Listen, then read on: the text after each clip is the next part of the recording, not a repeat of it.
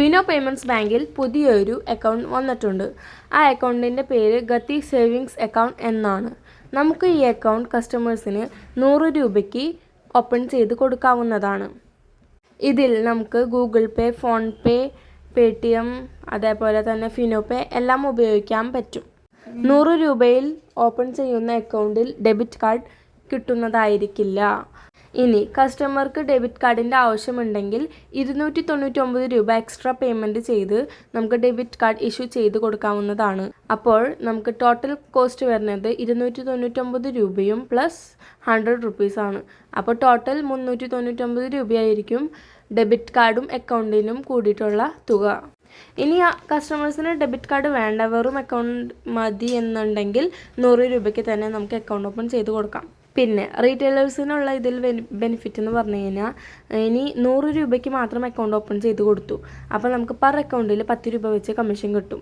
അതുമാത്രമല്ല, ഇനി അതിൽ ഡെബിറ്റ് കാർഡ് ഇഷ്യൂ ചെയ്ത് കൊടുത്തു എന്നുണ്ടെങ്കിൽ അതിലൊരു 30 രൂപ അഡീഷണൽ കമ്മീഷനും കിട്ടും. എന്ന് വെച്ച് കഴിഞ്ഞാൽ ടോട്ടൽ 40 രൂപയായിരിക്കും കമ്മീഷൻ കിട്ടുക.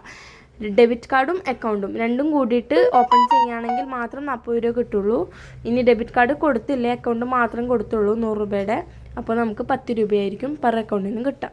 പിന്നെ അത് മാത്രമല്ല, നമുക്ക് ഈ അക്കൗണ്ടിൻ്റെ ബെനിഫിറ്റ്സ് എന്ന് പറഞ്ഞു കഴിഞ്ഞാൽ ഇതൊരു 0 ബാലൻസ് അക്കൗണ്ടാണ്. നമുക്ക് ബാലൻസ് മെയിൻറ്റെയിൻ ചെയ്യേണ്ട ആവശ്യമില്ല. പിന്നെ ഇതൊരു 1 ടൈം ചാർജാണ്.